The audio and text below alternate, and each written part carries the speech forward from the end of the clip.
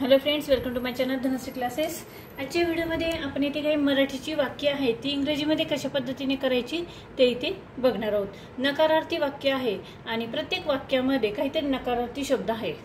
आता इथे बघा, हे जे वाक्य दिलेले आहे प्रत्येक वाक्यामध्ये नका हा जो नकारार्थी शब्द आहे की नाही बघा प्रत्येक वाक्यामध्ये। आता हे नकारार्थी वाक्य जे आहे ते आपण मराठीची नकारार्थी वाक्य इंग्रजीमध्ये कशा पद्धतीने लिहायची ते इथे बघणार आहोत। बघा, नकारार्थी वाक्यामध्ये मराठी वाक्य ज्यावेळेस नकारार्थी असतं ते आपल्याला इंग्रजीमध्ये लिहायचं असतं, त्यावेळेस नकारार्थी शब्द जो असतो तो अगोदर सुरुवातीला लिहायचा असतो। म्हणजे नकारार्थी शब्द हा नेहमी 1 नंबरला लिहायचा असतो। ठीक आहे। आता नका हा जो नकारार्थी शब्द आहे त्यासाठी आपण काय लिहिणार आहोत? Don't, DONT। डू नॉटचं काय होतं? Short form don't. पुढे काय येणार आहे? डोंट नंतर पुढे काय म्हटलंय? अन्न पदार्थ उघडे ठेवू नका। नकासाठी आपण डोंट लिहिलंय। त्यानंतर नकारार्थी वाक्यानंतर शब्दानंतर पुढे काय येणार? या वाक्यातील कर्ता येणार आहेत। या वाक्यातील कर्ता आहे अन्न पदार्थ। आता 2 नंबरला काय येईल? अन्न पदार्थ। अन्न पदार्थ काय म्हटलंय त्यांनी? अन्न पदार्थ उघडे ठेवू नका। Don't keep food, don't keep food, don't keep food items, अन्न पदार्थ items, ITEMS। Don't keep food items पुढे काय म्हटलंय? उघडे ठेवू नका म्हणजे अनकवर्ड, UNCOVERED। उघडे ठेवणे म्हणजे काय? अनकवर्ड। ठीक आहे। अगोदर काय येईल?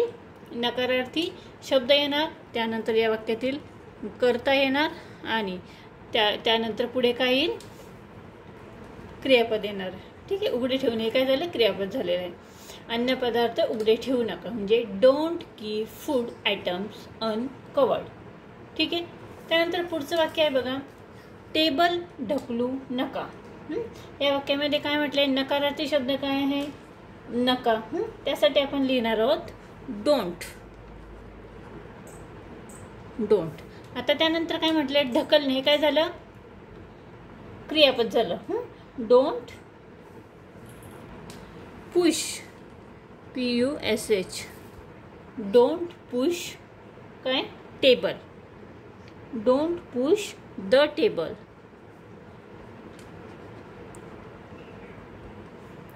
ठीक आहे। पुढचं वाक्य बघा कशा पद्धतीने लिहायचं आहे? वाद घालू नका। तर यामध्ये आपण काय लिहिणार? नकासाठी लिहायचं आहे डोंट आणि वाद घालणे त्याला आपण काय म्हणतो? Argue, don't argue, ARGRUE।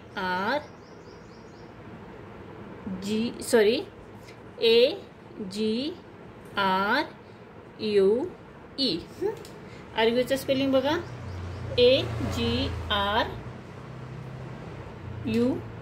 Argue.